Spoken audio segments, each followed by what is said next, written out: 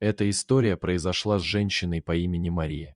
У нее был сын Андрей. Отец умер 3 года назад, еще до рождения ребенка, и Мария воспитывала сына одна.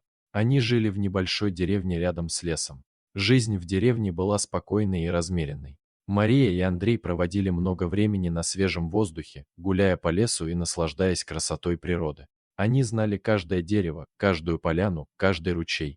Лес заботливо хранил их тайны и наблюдал за их жизнью. Вместе они создавали уют и тепло в своем доме. Мария учила Андрея хорошим манерам, дисциплине и трудолюбию. Она внушала ему веру в себя и передавала свою мудрость из поколения в поколение. Андрей был единственным сыном Марии, и она хотела, чтобы он вырос сильным и успешным. Мария была невероятно сильной и решительной женщиной, несущей на своих плечах огромное количество ответственности.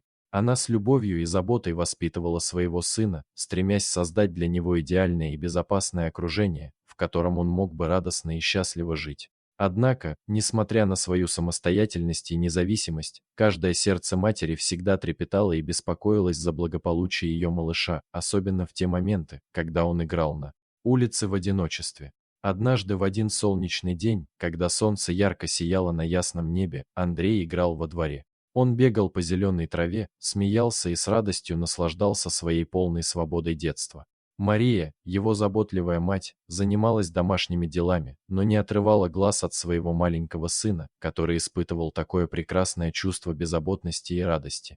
Она наблюдала за ним с теплотой и любовью, восхищаясь его энергией. Каждое движение мальчика было для нее драгоценным и важным, и она не могла не восхищаться тем, как он смело и счастливо открывает для себя окружающий мир. В то время как жизнь вокруг них продолжала свое радостное течение, Андрей продолжал наслаждаться каждой минутой своей игры, не зная о том, какие трудности и испытания еще ждут его на этом пути.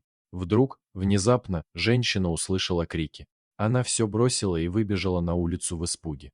Что происходит? Она не могла представить, что может случиться с ее маленьким Андрюшей. Что же она увидела? Волк. Огромный и страшный зверь повалил ребенка на землю. Мария ощутила, как ее сердце замирает от страха.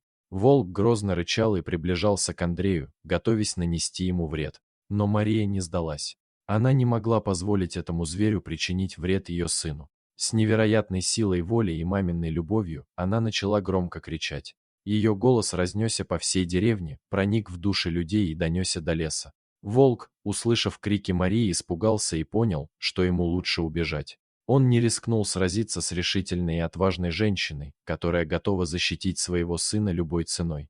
Взволнованная и изможденная, Мария смотрела, как волк убегает в лес. Ее сердце застучало от облегчения. Она была счастлива, что успела спасти Андрея от опасности. Ребенок, хоть и испугался, но он был цел и здоров. Андрей поднялся с земли и побежал к Марии, обнимая ее крепко.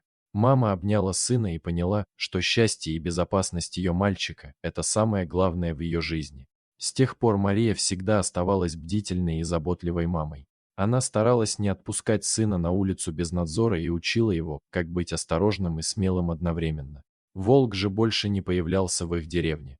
Мария рассказала всем о случившемся и призвала соседей быть более внимательными к своим детям. Она понимала, что даже в маленькой и тихой деревне могут находиться опасности, и важно быть готовыми к ним. Эта история стала для Марии и Андрея важным уроком. Они научились ценить друг друга и беречь семью. Мария была горда своим сыном, который вырос сильным и умным мальчиком. И, хоть эта история была испытанием для Марии, она также показала, что любовь и решительность могут победить любую опасность. Мария всегда будет оставаться героиней для своего сына и примером для всех вокруг. Вот такая удивительная история. А что вы думаете по поводу данной истории? Делитесь своим мнением в комментариях.